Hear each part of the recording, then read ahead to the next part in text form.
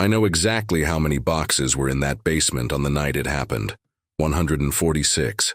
I know because counting them was the last ordinary thing I did before everything stopped being ordinary. 22 years in municipal records teaches you to stop noticing certain things. The smell of old paper is one of them. By now it lives somewhere behind my awareness. Damp cellulose, mineral ink, the particular coldness of air that hasn't moved in decades. When I pushed open the basement door that Wednesday evening and the smell rolled over me, I didn't even register it. That's how familiar it was. That's how completely off guard I was. The building had 2 sub-levels below the street. I'd worked in both of them more times than I could count. Knew which lights flickered, knew which steps on the staircase were uneven, knew the way sound moved differently down there, flattened, absorbed by the rows of shelving and the weight of the concrete above. The second level was older, quieter. The air sat differently, heavier. I'd always chalked it up to poor ventilation and never thought about it again. That night I was alone. The inspection was Friday. My supervisor had called the day before, not asked, informed. I was the one without an excuse, so I was the one going down. I remember thinking it wouldn't take more than 3 hours. I remember thinking I'd be home before midnight. I brought a thermos of coffee and a flashlight with a long handle, because the bulbs on the second level give off the kind of light that makes you feel like you're going blind slowly. I also left a bag of crackers on my desk upstairs by accident. I kept thinking about them on the way down. The bag just sitting there sealed, slowly going stale. I don't know why that stuck with me. It did, though. The work itself was the kind that empties your head. Open a box, confirm what's inside, note any damage, move to the next one. After the first hour, I wasn't thinking about anything.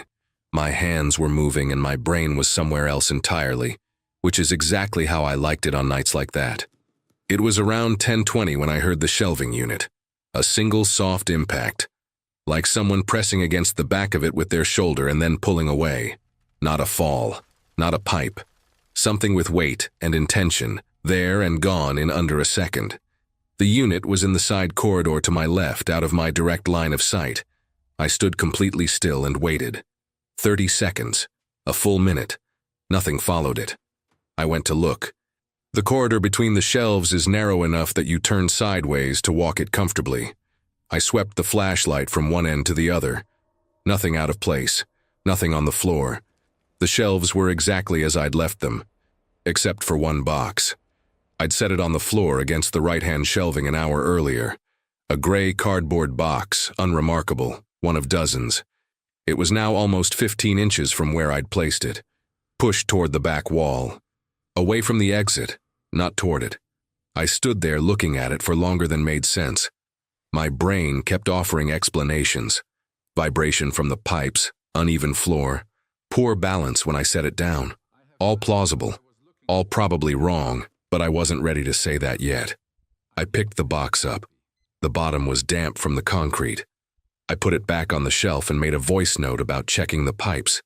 Then I noticed the smell. It came in underneath everything else. The mold, the old paper, the mineral cold of the basement. Something warmer, something that suggested heat and biology and the end of a process. I thought of a meat counter at the end of a summer day. Fat and iron and the particular heaviness of air that's been too close to something organic for too long. I stood still for a moment. Listened. The basement gave me nothing. Just the distant tick of the ventilation system and the low hum of the building settling around itself. The smell stayed.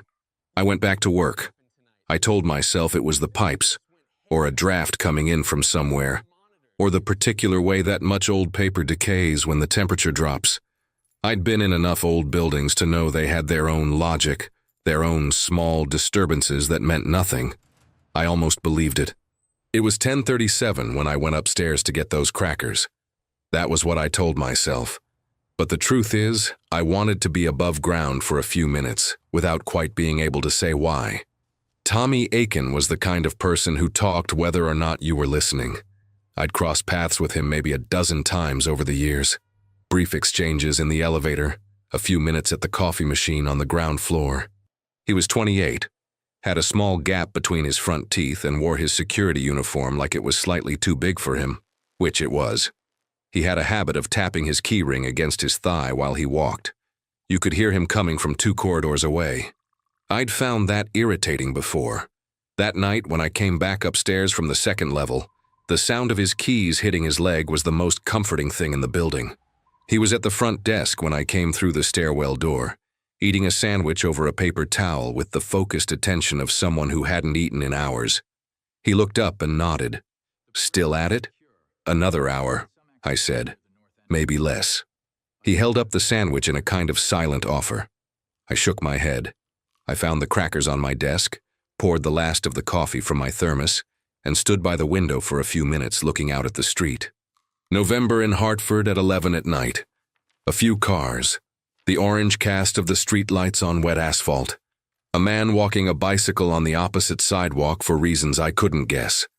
Everything outside looked exactly like it was supposed to look, which I appreciated more than usual. Tommy appeared in the doorway of my office. He leaned against the frame with his arms crossed, keys quiet for once. "You know they found something in the river last week," he said. "What kind of something?" He made a vague gesture with one hand. "Animal, big one, or what was left of it." He paused. "My buddy works for Parks. Said they couldn't really tell what it was, like it had been taken apart." Another pause. His word. I looked at him. He wasn't trying to frighten me, he was just talking the way he always talked, filling silence because silence made him uncomfortable. I told him that was probably a coyote and went back to my crackers.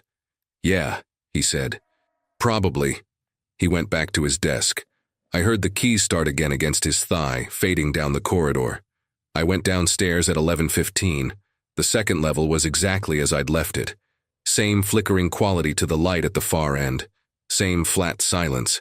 Same smell. Though I noticed immediately that the warmer, heavier layer I detected earlier had faded, or maybe just blended back into the background so thoroughly that I couldn't separate it anymore. I wasn't sure which possibility I preferred. I worked for 40 minutes without incident. Steady, mechanical, the way I liked it. I was almost finished with the last corridor when I realized I hadn't heard Tommy's rounds. He came down every hour, on the hour. A quick walk through both sublevels. A check of the emergency exits, then back up. It was 11:58. He should have been down at 11. I'd been focused enough that I might have missed the sound of him on the stairs, but I didn't think so. The stairwell in that building carries sound the way a hallway does. You hear footsteps before you see the person. I checked my watch again. 11:59.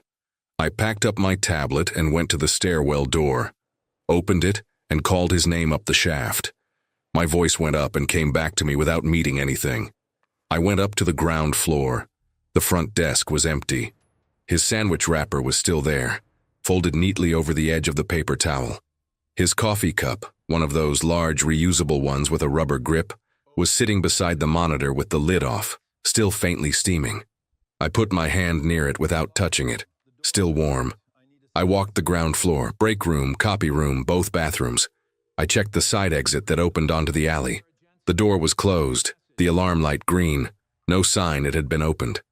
I went back to his desk and tried the radio. Static, then nothing. I picked up the desk phone and called his cell. It rang 5 times and dropped to voicemail, his recorded voice saying his name and nothing else. I stood in the middle of the lobby and thought about that. Tommy was the type to wander. I'd seen him do it, disappear into one part of the building, lose track of time, come back embarrassed about it. He probably went down to the parking level to check something and left his radio on the desk, which he did sometimes. He probably had his phone on silent and hadn't noticed me calling. There were 4 or 5 versions of this that ended with him walking back around the corner in the next 2 minutes, eating something slightly sheepish. I waited. The building made its sounds around me, the ventilation cycling, something contracting in the ceiling. The faint electronic hum of equipment left running overnight. Tommy didn't come back around the corner. I sat down in his chair. The monitor was still on. The security feed split into 8 panels, each showing a different angle of the building in gray-green low light. Lobby, parking, both stairwells, the loading dock, the side corridor on the 2nd floor, and 2 angles of the exterior. Everything still. Nothing moving on any of them. I scrolled back 15 minutes on the feed. Watched myself walk up from the stairwell, cross the lobby, disappear into my office. Watched Tommy get up from the desk at 11:12, stretch, and walk toward the south corridor. He walked out of frame. He didn't come back into frame. I sat there watching the empty corridor on the monitor for longer than I want to admit, waiting for him to walk back into it from the other side. He didn't. I should have left the building right then. I know that. I've known it for 8 months, and I still don't have a satisfying explanation for why I didn't. The closest I can get is this. Leaving felt like a decision, and I wasn't ready to make it. Staying felt like waiting, which is something I've always been better at. So I waited. I tried Diane first. Her phone went to voicemail after 2 rings, which meant she'd declined the call. She was awake, just not willing. I left a message that I kept deliberately flat. Tommy hadn't checked in. I couldn't locate him in the building. I was going to do one more sweep and then call it in properly. I hung up and immediately felt like an idiot for the word properly, like I was filling out a form instead of telling someone that a 28-year-old kid had walked around a corner and stopped existing. I called Paul Stursock after that. Paul was 67, retired, and had worked the building for 11 years before I took over his position. He picked up on the 3rd ring, which surprised me. It was past midnight, and I could hear a television in the background, something with a lot of crowd noise. "Gerald," he said it the way you say the name of someone who only calls when something's wrong. "Did you ever have anything strange happen in this building?" I asked. "At night. In the basement." A pause. The crowd noise on his end dropped slightly, like he'd turned down the volume. "What kind of strange?" "Sounds you couldn't place.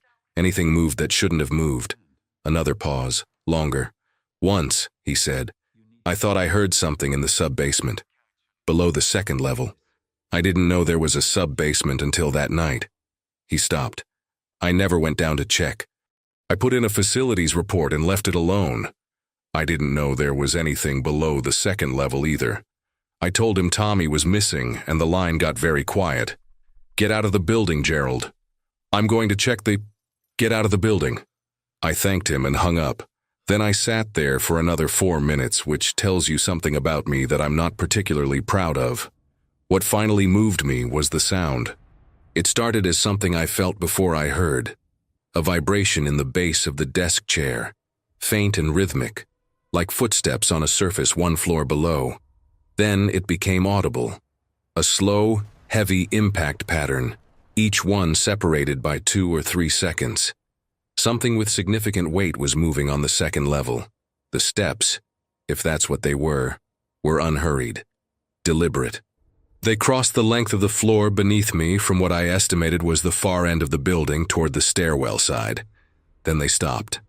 I sat without moving. 10 seconds. 20. Then they resumed. Same pace, same weight, but closer to directly below me now, moving back in the direction they'd come from. Then a long silence, then a sound I still don't have a clean word for. Lower than the footsteps. A dense guttural rhythm. Not continuous, not a growl exactly. More like the bass resonance of an animal breathing hard through a constricted airway. The sound that comes from the bottom of a chest cavity, not the throat. It lasted maybe 6 seconds and then cut off completely, like something had made a decision. I was at the stairwell door before I realized I'd stood up. I pressed my ear against it and heard nothing from the other side. I stepped back. If whatever was on the 2nd level was moving toward the stairwell was not where I wanted to be. I looked at the elevator. Old hydraulic model, slower than taking the stairs, and loud enough to announce itself from 2 floors away. I decided against it. I did one more sweep of the ground floor instead, methodical, moving fast, checking every space large enough to stand in. Storage closet by the copy room. Empty. The break room. Empty, the refrigerator humming, someone's lunch container labeled Linda. Do not touch sitting on the middle shelf. The 2nd bathroom. Empty, one of the faucets dripping with the patient, irregular pace of a washer that had been failing for months. No Tommy. I went back to the security monitor and checked the feed from the 2nd level corridor. Still in gray-green, the shelving units in 2 rows like the walls of something. I watched it. Nothing moved in the frame. But at the edge of the image, the far right margin where the camera's range ended in a wash of low-light blur. There was a shadow that I didn't think had been there before. It was hard to be certain with footage that grainy. It could have been a box out of place, a gap in the shelving, an artifact of the camera's low-light processing. I told myself all of those things in order. It was too wide to be a box. It was too dark to be a gap. And it had an edge to it, a curved, irregular edge that made some part of my brain start doing something involuntary and unpleasant before I shut it down. I looked away from the monitor. The building was silent now except for its own sounds. No footsteps from below, no chest-deep resonance, nothing but the familiar hum of old infrastructure going through its ordinary motions. That almost made it worse. I picked up the desk phone and dialed 911. I told the dispatcher that a building security officer was unaccounted for. I gave the address. I told her I hadn't heard from him in over an hour. She told me to stay where I was. I looked at the monitor. The shadow at the edge of the frame hadn't moved. I pulled my chair to the center of the lobby, facing the stairwell door, and I stayed where I was. The police arrived at 12:41. 2 officers, Reyes and a younger one whose name I didn't catch because he never introduced himself, and I didn't ask. They came in through the front entrance with the efficient, unhurried manner of people responding to something they've already decided is minor. Missing security guard, probably stepped out for air, probably sitting in his car in the parking structure with his phone. I could see them thinking it before either of them said a word. Reyes took my account at the front desk, while the younger one walked the ground floor. I told him everything in the order it happened. He wrote some of it down. When I mentioned the sounds from the second level, he paused with his pen above the notepad and looked at me with an expression that wasn't skepticism exactly, more like careful neutrality, the face people make when they've decided not to react until they have to. "You said footsteps," he said. I said it sounded like footsteps, heavy ones, from the second sub-level. "Yes." He wrote something down. "And you stayed in the building." It wasn't a question. I didn't answer it. The younger officer came back and said the ground floor was clear. Reyes told him to take the first sub-level. The younger one glanced at the stairwell door and then came back and said he'd need a flashlight. I gave him mine, the long-handled one I'd brought down from my desk. He took the stairs. Reyes and I waited. The monitor showed the ground floor and the exterior feeds, still and unremarkable. I'd stopped looking at the second-level corridor feed. The shadow at the edge of the frame was still there, unchanged, and I'd made a private decision that I wasn't going to keep checking it every 30 seconds like it was going to explain itself to me. 4 minutes passed. The younger officer came back up. "First level is clear," he said. He handed me back the flashlight. I noticed he was holding it closer to the head than the handle, which was how you held a flashlight when the handle felt wrong. "Second level?" Reyes asked. The younger one said nothing for a moment. Then, "Door at the bottom of the second staircase is open. I didn't go past it." Reyes looked at him. "It's dark down there," the younger one said. "I mean really dark. Like the lights are out, not just dim." He paused. "And there's a smell." I knew the smell he meant. I didn't say so. Reyes radioed for backup and told us both to stay at the front desk. Then he went to the stairwell door and opened it and stood there for a moment, one hand on the frame, looking down into it. He didn't go in. He let the door close and came back. "We're going to wait for backup," he said, to no one in particular. While we waited, I walked to the window on the south side of the lobby, the one that looked out over the narrow strip of ground between the building and the perimeter fence. The floodlight on that side was motion activated. It was off. Then it came on. I put my hand on the glass and leaned close enough that my breath fogged it. The strip of ground was maybe 12 feet wide. Concrete edging, dead grass, a row of overgrown boxwoods that hadn't been trimmed since at least the summer before last.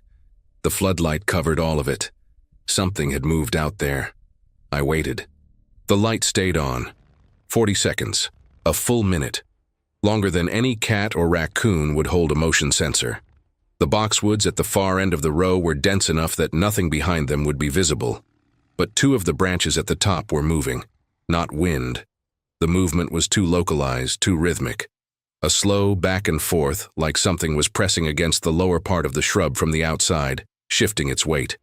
The branches stopped. The floodlight stayed on for another 30 seconds and then cut out. I stood at the window in the dark and waited for my eyes to adjust, staring at the spot where the movement had been. There was a shape at the edge of the boxwoods. I couldn't tell you with confidence what I was seeing. The ambient light from the street was weak and the angle was wrong.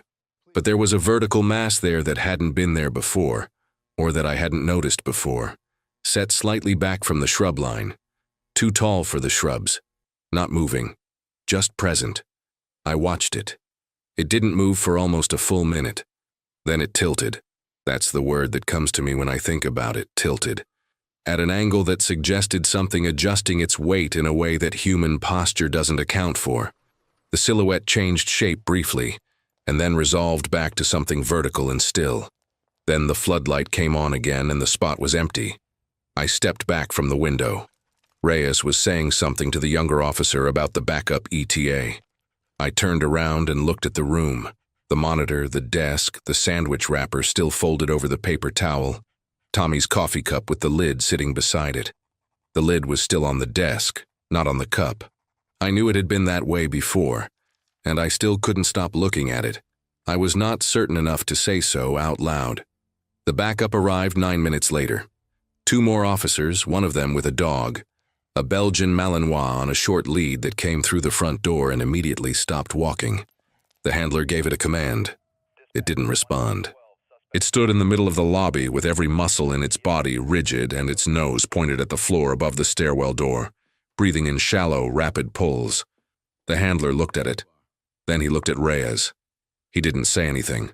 Nobody said anything. Nobody went down to the second level that night. I want to be clear about that because later, when Detective Osei started asking questions and writing things in her notepad with that particular stillness she had, I got the sense that someone had implied otherwise. Nobody went down. The decision was made without being stated out loud. Reyes spoke briefly with the backup officers. The handler took the Malinois outside, and then there was a period of radio communication that I wasn't part of, conducted in the clipped, abbreviated language of people who have agreed not to say certain things directly. What came next was a slow, methodical contraction of where I was allowed to be. It started reasonably enough. Reyes asked me to stay in the lobby while they secured the perimeter.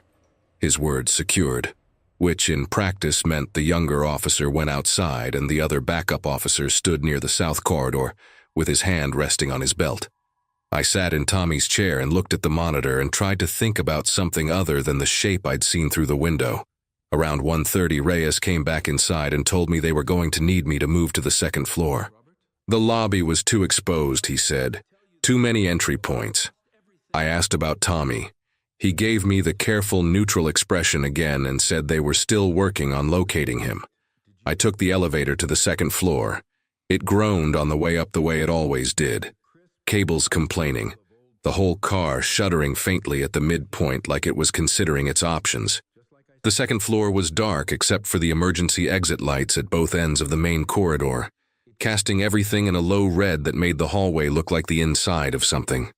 I found a light switch and turned on the overheads, and sat in the small conference room at the north end with the door open and my back to the wall. I called Paul Strzok again.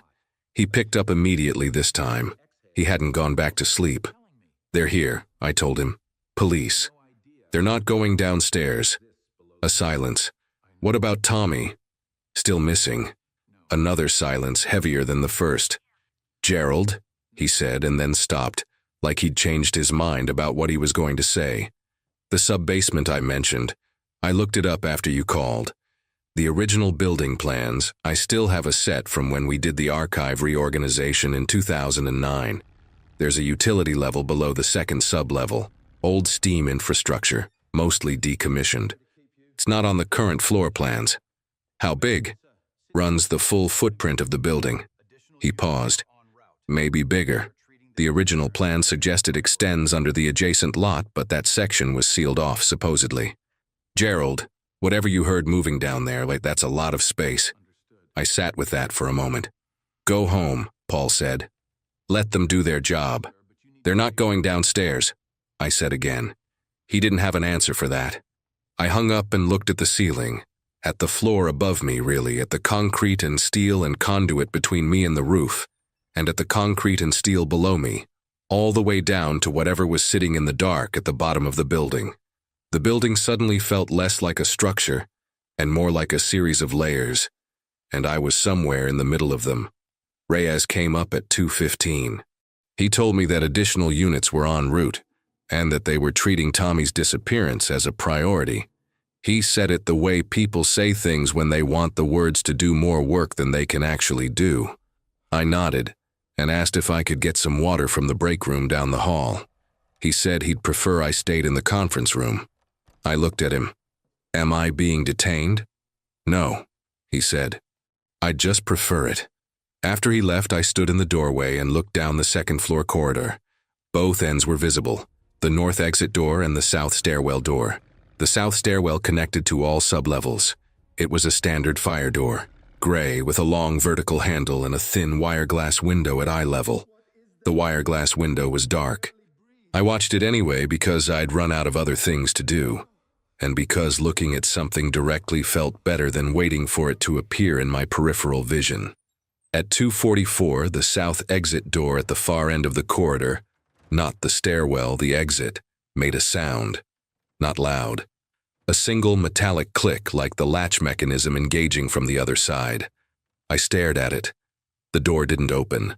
The handle didn't move. The smell reached me about 40 seconds later. It came down the corridor slowly, the way smells move in enclosed spaces with no cross-ventilation. That same warm, organic weight I'd first noticed in the basement, but stronger now, and with something underneath it that I hadn't identified before. Not just meat and heat, something older than that. A biological density, like the air around a large animal in an enclosed space, the smell of breath and body heat and whatever a body produces when it's been exerting itself. It settled into the corridor and stayed there. I stepped back into the conference room and closed the door. There was a 4-inch gap at the bottom. I pushed a chair against it, which did nothing structurally meaningful, and which I did anyway. Then I sat on the table with my back against the wall and watched the gap at the bottom of the door, where the smell was coming through now, slow and even, like something breathing on the other side. The smell faded around 3 in the morning. Not gradually. It receded the way it had arrived, with a deliberateness that felt like decision rather than drift. 1 minute it was there, dense and close, pressing through the gap at the bottom of the door. Then it thinned. Then it was gone, replaced by the ordinary stale air of a closed room that hadn't been opened in a while. I stayed on the table for another 20 minutes before I trusted it. When I finally moved the chair and opened the door, the corridor was empty in both directions. The south exit door was closed. The stairwell door was closed. The emergency lights at both ends had cycled to their low-power state, reducing everything to a dim red outline. I stood in the doorway and breathed through my nose and got nothing except old building and the faint chemical smell of the cleaning product the overnight crew used on the floors. Reyes came up again at 3:20. He looked tired in the particular way of someone managing something they hadn't expected to be managing at this hour. He told me a detective was on her way. He told me they still hadn't located Tommy. He told me the second-level stairwell door had been secured, his word again, from the outside, and that no one was going down there until the detective arrived and made that call. I asked him what they'd found that required a detective. He looked at the wall slightly to the left of my face. There was some damage, he said, on the first sublevel, near the base of the staircase. What kind of damage? The detective will want to walk you through the space. I let it go. There was no version of pushing harder on that question that ended with information I was ready to have. Detective Carla Osei arrived at 3:55. She was compact, unhurried, with close-cropped hair and the kind of posture that suggested she'd spent years making herself difficult to read. She shook my hand, asked me to call her Carla, and then asked me to walk her through the evening from the beginning while we stood in the second-floor corridor rather than sitting down, which I found strange until I realized she was watching how I moved while I talked. I told her everything. She didn't write much of it down. She listened with the focused, slightly tilted attention of someone building a structure in their head as you spoke.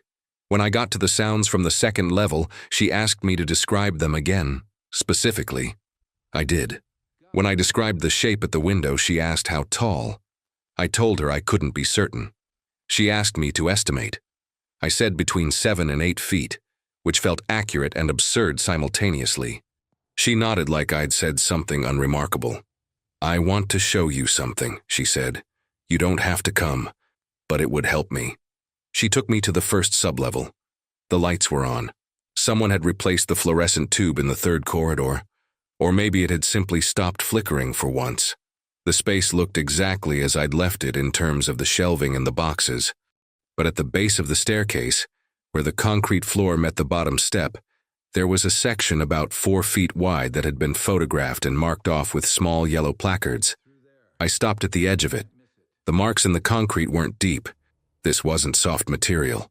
But something had scored it. Long parallel lines, slightly uneven, spaced in a pattern that my brain assembled and then refused to name for several seconds. 4 marks close together, a gap, then a 5th set apart from the others. Repeated twice. The spacing between each set was roughly 30 inches. Something had walked across that floor, and its weight had been sufficient to score poured concrete. I crouched down and looked at the marks without touching them.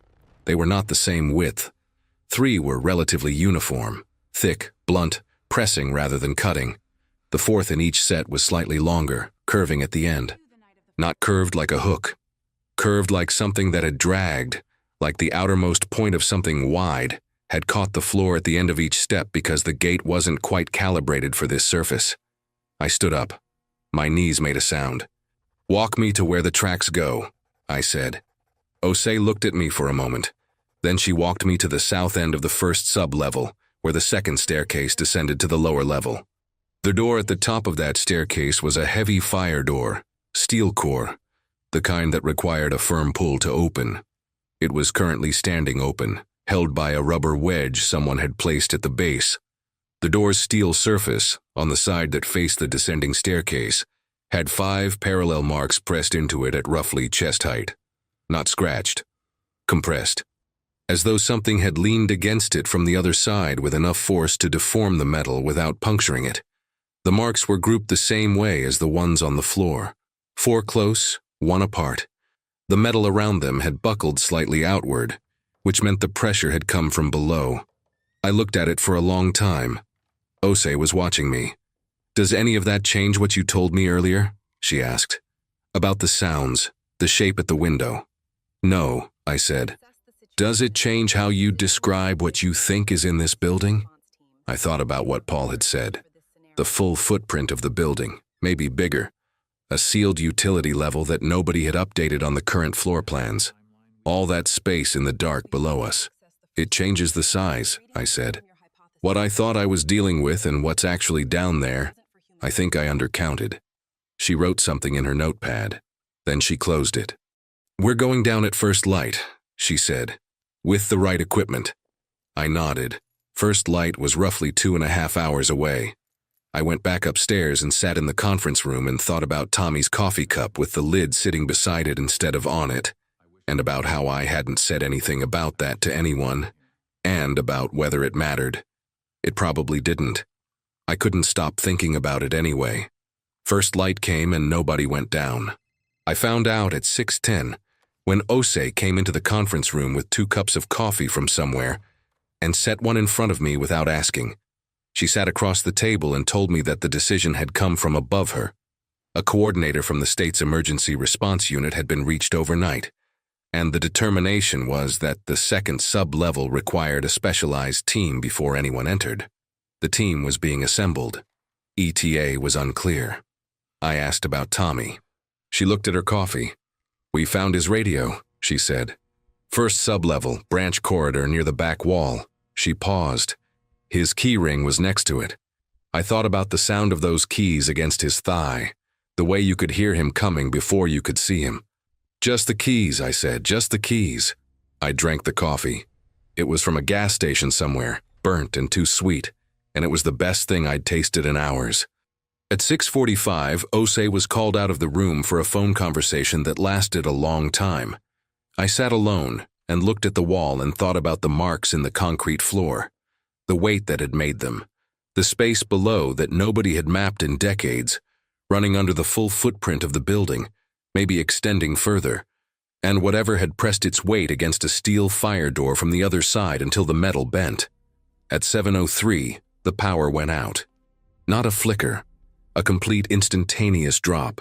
The overheads, the emergency lights, the hum of the HVACs, the faint electronic presence that buildings have when everything is running, all of it gone simultaneously, replaced by a silence so complete I could hear my own pulse.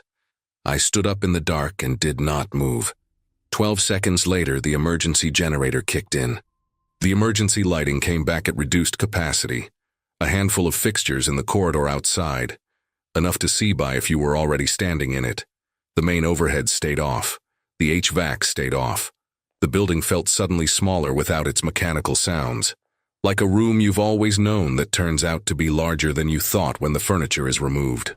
I went to the conference room door and opened it. The corridor was empty.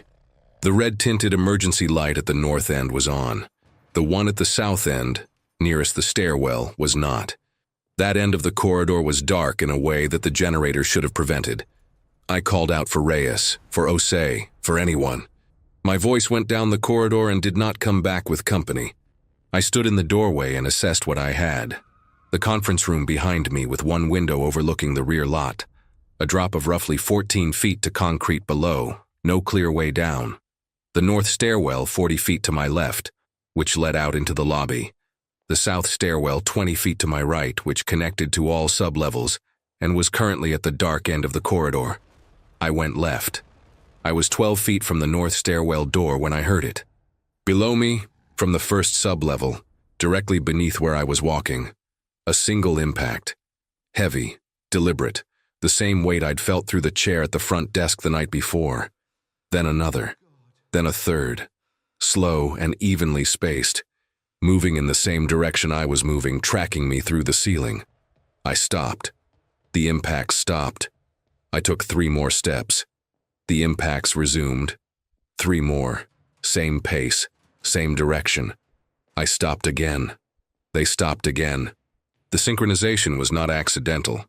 Whatever was below me had been listening to my footsteps. I stopped thinking about it and ran. The north stairwell door was a push-bar model. I hit it at full speed and it gave, and I took the stairs 4 at a time, one hand dragging along the wall because the stairwell lighting was emergency only, and the shadows were deep. Ground floor. I pushed through the door into the lobby. The lobby emergency lighting was functioning. I could see the front entrance, the front desk, the monitor on the desk showing static on half its panels. I crossed the lobby in 8 steps and hit the front door. Locked. Not the regular lock, the security bolt, the one that required Tommy's key card or a manual release from the guard station. I went to the guard station and looked for the release. A panel on the inner desk, covered by a hinged plastic flap. I flipped it open. 3 switches, each labeled in small print I had to lean close to read in the dim light. Behind me, from the south end of the lobby, I heard the stairwell door open. I did not turn around. I found the switch labeled Main Entry Release and flipped it. Nothing happened. I flipped it again. Still nothing. The power outage had killed the electronic lock, and the manual override apparently required power to override it, which is the kind of design decision that makes perfect sense until it doesn't. The smell hit me then. That warm, dense biological weight filling the air from behind me, moving faster than anything should. I heard a sound. Low, guttural, resonant in a way that registered in my chest more than my ears. Not continuous. Rhythmic. The breathing of something very large at rest, except it was not at rest. I turned around because I could not help it. It was at the edge of the lobby, partially inside the shadow thrown by the dead overhead lights, and I can tell you with honesty that my brain simply refused to complete the image. What I have are pieces. The height. It was using the door frame as a reference, and there was a substantial distance between the top of the frame and the top of whatever I was looking at. The way it stood, weight distributed unevenly.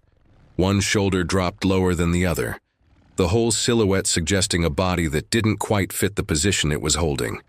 The surface of it where the emergency light caught the skin between the irregular tufts of sparse, patchy covering. Grayish, pulled tight over a framework of angles that didn't correspond to anything I had a template for. And the face. I won't try to describe the face completely because I can't. What I can tell you is that there was a structure to it that should not have worked. Elongated past the point where a face remains a face, with features that remained features only in the way that a reflection in warped glass remains a face. The eyes caught the low emergency light and held it, repositioned on the skull in a way that put them too far apart and too high, so that looking at them produced a dissonance that I felt physically. It wasn't looking at me. It was looking at the floor. Its head was angled down and slightly to the side in the posture of something listening rather than watching, and its attention appeared to be directed at the surface beneath it, or beneath the floor, below the lobby, into whatever it had come up from. I took one step sideways toward the south corridor. The head came up. 8 seconds. That's how long we held that position, and 8 seconds is a very long time. Then the fire alarm activated. Loud, immediate, filling the building with rhythmic, mechanical shrieking, and the emergency lighting on the exterior triggered simultaneously, flooding the lobby windows with sudden white light from outside. The thing moved. Fast and away from the light, back toward the stairwell door it had come through. And the movement was wrong in the way I'd suspected from the silhouette. Too many angles, articulation in places that didn't correspond to a skeleton I recognized. It went through the stairwell door without opening it further, through the gap that already existed, and the door swung back and closed. I was at the south window before I'd made a conscious decision to move. There was an emergency release on the window's lower sash, a red handle clearly labeled, "Meeting Fire Code." I pulled it. The window swung out. I went through it onto the exterior ledge and dropped 8 feet to the side entrance staircase below, landed badly on my left ankle and kept moving. Outside, cold air and gray morning light and the sound of the fire alarm through the building walls, muffled now, manageable. I made it to the parking lot before my ankle gave out, and I sat down on the wet asphalt and breathed. The fire alarm kept going. Nobody else came out of the building. I sat on the wet asphalt for longer than I should have. My left ankle was swelling inside my shoe. I could feel the pressure building against the leather, that particular tight heat of a joint that's been asked to do something it wasn't ready for. I didn't take the shoe off. I'd read somewhere that you shouldn't, that the shoe itself acts as compression, and I held on to that piece of information the way you hold on to something small and practical when everything large and practical has stopped being available. The fire alarm kept cycling, loud through the walls, then a brief mechanical pause, then loud again. The gray morning light was flat and directionless, the kind of November sky that gives you no indication of where the sun is. I could see the parking lot, the perimeter fence, the narrow strip of dead grass along the building's south face where the boxwoods stood. I did not look at the boxwoods. At some point I became aware that I was holding my phone. I didn't remember taking it out. There were 2 missed calls from Diane. She'd called back after my voicemail apparently, sometime in the last hour. I called Osei instead. It rang 7 times and went to voicemail. I called Reyes. Same result. I called the main dispatch number and told them there were officers unaccounted for inside the building, and that I was in the parking lot on the east side with an injured ankle, and that whatever they were sending needed to be more than 2 squad cars. The dispatcher asked me to repeat the address. I repeated it. She asked me to stay on the line. I stayed on the line. While I waited, I looked at the building. 6 stories of limestone and brick built in 1937 according to the cornerstone I'd walked past 10,000 times without reading. The upper floors looked ordinary in the morning light. Windows dark, facade unchanged, the building presenting exactly the face it had always presented to the street. Nothing from the outside indicated what the inside contained. That seemed important somehow, though I couldn't articulate why. A building that looked like a building. A basement that went further down than the floor plans showed. The gap between those 2 things was where everything had happened. The fire alarm stopped. The silence it left behind was enormous. I got to my feet, keeping my weight on the right ankle, and moved along the east face of the building toward the front entrance. The front steps were empty. The lobby was visible through the glass doors. Dim, the emergency lighting still functioning at low capacity. The front desk with the monitor showing its half-static feed. I cupped my hands against the glass and looked in. Movement near the south corridor. 2 figures. Reyes and the younger officer moving fast from the south corridor toward the lobby. Reyes had his hand on the younger one's arm, pulling him forward. They crossed the lobby in seconds and hit the front door from the inside and pushed through it and came out onto the steps. I called out. Reyes saw me and came down the steps, moving with the controlled urgency of someone who has decided that running would cost more than it gained. "Where is she?" I asked. I meant O.C. His jaw was set in a specific way. "3rd floor," he said. "She went up to use her phone when the signal dropped. We got separated when the power cut out." He paused. "The south stairwell. There's damage on the 2nd landing. The railing came out of the wall, mounting brackets pulled clean out of the concrete." I looked at him. "She went around to the north stairwell," he said. "She should have been out before us." "She's not out." "No," he said, "she's not." The younger officer was on his radio. I heard him giving the address again, requesting additional units, requesting medical. His voice was steady in the deliberate way of someone who has been trained to keep it steady. I looked back through the lobby glass. The south corridor was dark. The emergency lighting in that section had not come back on after the alarm. But in the lobby itself, in the flat gray light coming through the front windows, I could see the floor clearly from where I stood. Something had moved through it recently. The dust on the lobby floor, and there was dust because nobody cleaned the lobby at night, had been disturbed in a broad path from the south corridor toward the center of the room, then back. The pattern was too wide for a person. I pointed it out to Reyes. He looked at it. He didn't say anything. "The north stairwell," I said. "Osei took it. What floor was she on when you lost her?" "3rd. "What's on the 3rd floor that she'd go to?" Reyes hesitated. "Conference room on the north end has a window that opens. Fire escape on the exterior." He stopped. "Same one you came from." I turned and looked at the building's north face. The fire escape was a standard external steel structure, 3 landings, switchback stairs bolted to the limestone. The 3rd floor landing was visible from where I stood. The access door from the inside was a gray metal panel set into the brick, currently closed. We watched it. At 6:58, I know because I looked at my phone at that exact moment for no particular reason, the door opened. Osei came through it onto the landing. She pulled the door shut behind her and stood there for a second with both hands on the railing, looking down at the exterior stairs. The fire escape structure is rated for 500 pounds per section. I know because the building maintenance reports cross my desk, and I have a habit of reading things I don't need to read. What I also know from the same reports is that the anchor bolts on the 3rd floor landing had been flagged for inspection in August, and the inspection hadn't happened yet. Osei started down the 1st flight. The landing shifted. Not catastrophically, not immediately. It was a slow, grinding displacement. The bolts in the limestone rotating in their housings under the load, the whole structure tilting 2 or 3 degrees outward from the wall. Osei grabbed the railing with both hands and stopped moving. The structure groaned, a low, sustained metallic complaint, and then stilled. She did not move for a full 10 seconds. Then she moved very carefully down the remaining steps, keeping her weight centered, one hand always on the railing, and the structure complained under every footfall but held. She reached the 2nd landing, which was bolted to newer hardware, and the movement stopped. She came down the rest of the way without incident and stepped onto the ground and walked toward us. She didn't mention the landing. She looked at Reyes. "South stairwell is compromised," she said. "Below the 1st sublevel." "How compromised?" She thought about the word. "Gone," she said. "The staircase is gone. Something took it apart from below." Nobody said anything for a moment. Behind us, from the east side of the parking lot, the first additional units were pulling in. Lights running, tires loud on the wet asphalt.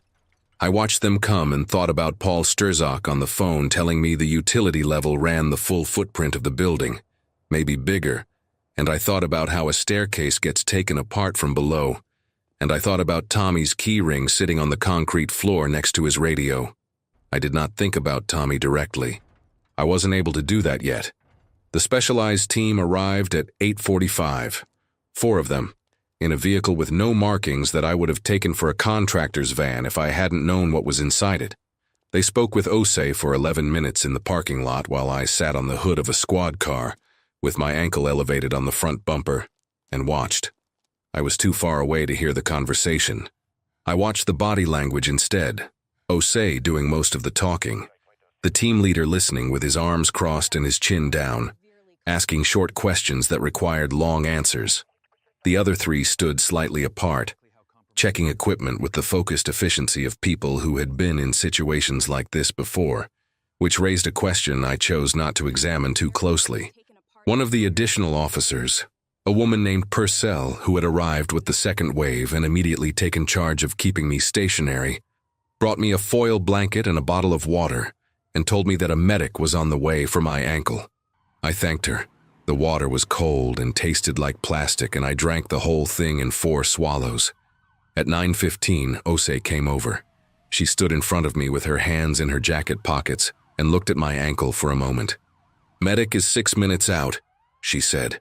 "What are they going to do?" I asked. I meant the team. "Go in through the utility access on the north exterior. There's a ground-level entry point to the sub-basement that bypasses the interior stairwells entirely." She paused. "Your retired colleague, Strazok, his building plans.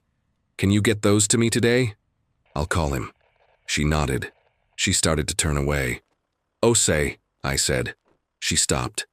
"If Tommy is down there," I started, and then didn't finish it because there wasn't a way to finish it that didn't require saying something I wasn't ready to say in a parking lot at 9 in the morning. She turned back around. "We don't know what's down there," she said carefully. "You know enough." She looked at me for a long moment. The flat morning light was doing her no favors. She looked tired in a way that went past one sleepless night, the kind of tired that accumulates. "The marks on the first sublevel floor," she said. "The pressure damage on the fire door, the staircase." She stopped. "Those are consistent with an animal, a large one."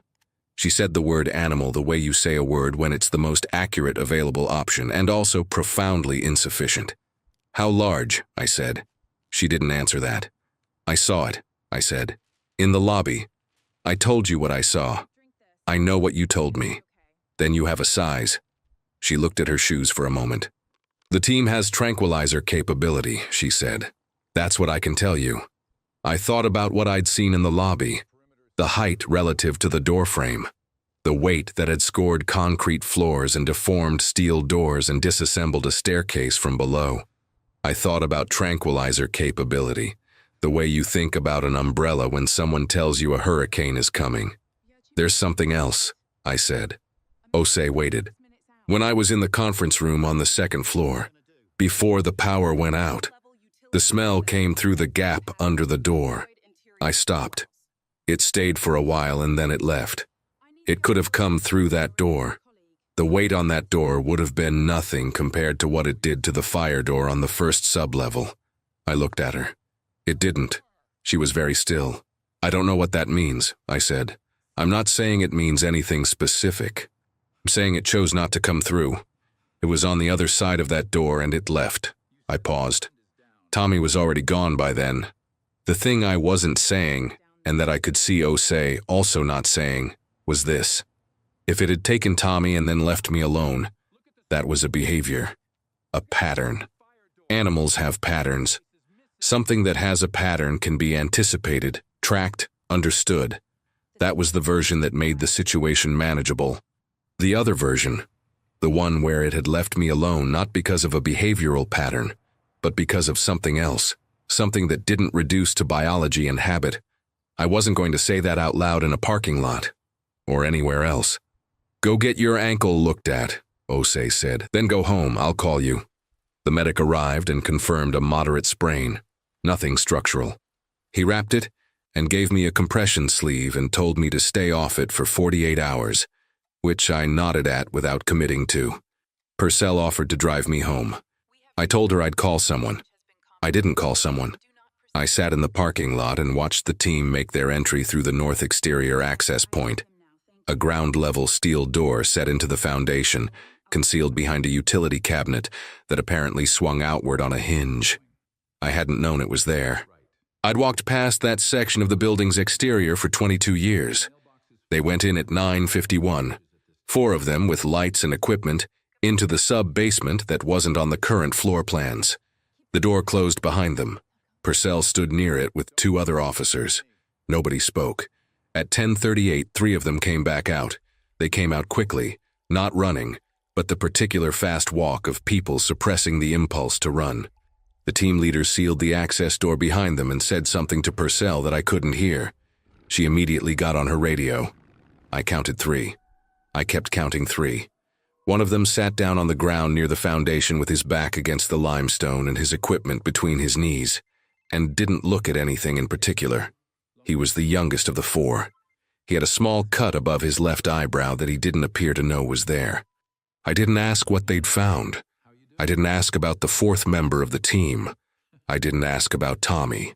Some questions have answers that change the shape of everything that comes after them, and there are moments when you make a private decision to let a few more minutes pass before you become someone who knows those answers. I sat on the hood of the squad car and watched the sealed access door and let those minutes pass. Nobody told me anything officially. That's the part I keep coming back to, 8 months later. Not the building, not the basement, not what I saw in the lobby. The part that sits with me at 3 in the morning is the silence that came after. The specific organized silence of people who have decided that certain things will not be said to certain people, and who are professional enough to maintain that silence without it looking like silence. Osei called me twice in the week that followed. Both conversations were short and careful. She thanked me for the building plans from Paul. She confirmed that the investigation was ongoing. She used the word ongoing the way you use a word when it means something has stopped, but you're not prepared to say so. The 3rd time I called her, the number went to a voicemail box that was full. I didn't try again after that. The official account, as far as I was able to piece it together from the local coverage, and from what Purcell told me in an unguarded moment in the parking lot before her supervisor arrived, an unidentified animal had entered the building through the sub-basement utility level, likely via a compromised section of the foundation adjacent to the lot next door. Tommy Aiken had encountered it on the 2nd sub-level during his rounds. The case remained open. The building had been closed pending structural assessment. No further details were available. That was it. That was the shape of what I was given. Paul Strissock called me 2 weeks after. He'd seen the news coverage. There wasn't much, a brief segment on the local affiliate, 2 column inches in the Current. He asked how I was. I told him I was fine, which was partly true. He asked if I'd heard anything about what the team found in the sub-basement. I told him about the 3 who came out and the 1 who didn't. A long silence. "Gerald," he said, "I know. What are you going to do?" I didn't have an answer for that. I still don't. My ankle healed in about 3 weeks. I was back at work, a different building. Temporary reassignment while municipal records stayed closed. Inside of a month. The work was the same. Boxes, numbers, damage notation, voice recorder in my vest pocket. The new basement had better lighting and smelled like fresh concrete, and I kept the door at the top of the staircase propped open with a brick every day, without discussing it with anyone. I went back to the municipal records building once. I don't entirely know why. It was a Sunday morning in early December, 6 weeks after everything, and I drove past it on my way to buy groceries, and then sat at the end of the block for a while, and then parked and walked around the perimeter. The building was fenced off. Temporary construction fencing, orange mesh. The kind that's meant to indicate work in progress rather than actually prevent entry. The front entrance was boarded. The lobby was dark through the gaps in the plywood. I walked around to the north exterior. The utility access door was there, behind the swung-out cabinet, exactly as I'd last seen it. It had been secured with a padlock and a length of heavy chain that looked new. There were no markings on it. No official tape, no notice, no indication of what it was or what was behind it. Just the chain and the lock and the gray limestone above it going up 6 stories. I stood there for a moment. The cold was dry and specific, the kind that settles in December in Hartford. Not brutal, just patient. A few birds on the fence line to the east. Traffic sounds from 2 blocks over, muffled and ordinary. Everything outside the fencing looked exactly like a city looks on a Sunday morning, going about its business, producing its sounds, operating according to its normal logic. I put my hand on the access door. The metal was cold through my glove. From the other side, I need to be careful about how I say this because I've turned it over many times, and I want to be accurate and not dramatic about it. From the other side, there was nothing. No sound, no vibration, no warmth. Just the door and the cold coming off it and the chain and the padlock and the limestone wall. I stood there for about a minute, maybe less. Then I took my hand off the door and walked back to my car. Here's what I know for certain. Tommy Aiken worked the night shift at the Hartford Municipal Records Building for 14 months before that Wednesday in November. He was 28 years old. He had a gap between his front teeth and a uniform that was slightly too large, and a habit of tapping his keyring against his thigh when he walked. He made decent coffee and bad conversation, and he did his hourly rounds without being asked to. He told me about something they'd found in the river, and I told him it was probably a coyote, and those were the last words we exchanged. His keyring is presumably still on the first sub-level floor, next to his radio, in a building that has been closed and fenced and padlocked and quietly removed from the conversation. I think about the access door sometimes. The new chain. The way the team leaders sealed it behind the 3 who came out. The organized silence that followed. Something is either still down there or it isn't. The door is either holding something in or it isn't. The chain means something, or it's a formality. I don't know which version is worse. I put my groceries away that Sunday and made lunch, and sat by the window and watched the street below and thought about Tommy's coffee cup. Lid sitting beside it instead of on it, steam still rising when I found it. He'd only just set it down.